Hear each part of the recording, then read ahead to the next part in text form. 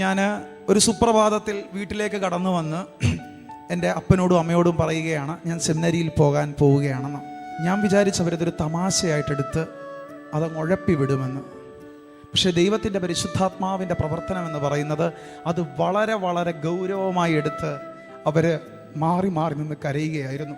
അന്ന് എൻ്റെ അമ്മ എന്നോട് ചോദിച്ചൊരു ചോദ്യമുണ്ട്, നീ പോയാൽ ഞങ്ങൾക്ക് ആരാ ഉള്ളതെന്ന്. അന്ന് എനിക്ക് ഉത്തരം കൊടുക്കാൻ പറ്റാതെ എൻ്റെ വീട്ടിലെ ചുവരിൽ ചാർത്തിയിരുന്ന തിരുഹൃദയത്തിൻ്റെ ആ ഫോട്ടോയുടെ ഈശോയുടെ തിരുഹൃദയത്തിലേക്ക് നോക്കി ഞാനൊന്നിരുന്നു. ഒരു ഉത്തരം എനിക്ക് കൊടുക്കാൻ സാധിച്ചില്ല അന്ന്.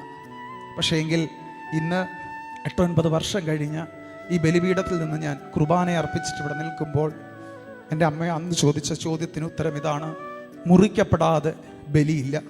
കർത്താവ് കാൽവരിയിൽ മുറിഞ്ഞാണ് ബലി അർപ്പിച്ചത്. നിങ്ങൾ മുറിച്ചത് കൊണ്ടാണ് ഈ ദൈവജനത്തിനൊരു പുരോഹിതനെ ലഭിച്ചത്. നിങ്ങളുടെ മുറിവുകൾ, നമ്മുടെ കുടുംബത്തിൻ്റെ ആ മുറിവ് തിരുസഭയ്ക്ക് അലങ്കാരമാകട്ടെ. കാൽവരി കുരിശിൽ അവസാനിച്ച് തീർന്നതല്ല കുരിശിലെ ബലി എന്ന് നമ്മുടെ കുടുംബത്തിൽ എല്ലാവരും ഓർക്കണമെന്ന് ഞാൻ ആഗ്രഹിക്കുന്നു. കാൽവരിയിൽ ബലി ആരംഭിച്ചതേ ഉള്ളൂ, ബലി പൂർത്തിയായത് ഉത്ഥാനത്തിലാണ്. മഹിമയോടെ അവിടുന്ന് ഉത്ഥാനം ചെയ്യുമ്പോൾ മുഖപ്രസന്നതയും പ്രതിഫലവും നിങ്ങൾക്ക് തരട്ടെ. എൻ്റെ ജീവിതം മുഴുവൻ ഞാൻ എൻ്റെ കുടുംബത്തിനും നിങ്ങൾക്കും വേണ്ടി ഒരു ബലിയായി, ബലിജീവിതമായി ജീവിക്കുമെന്ന് ഉറപ്പ് ഞാൻ നിങ്ങൾക്ക് തരുന്നു.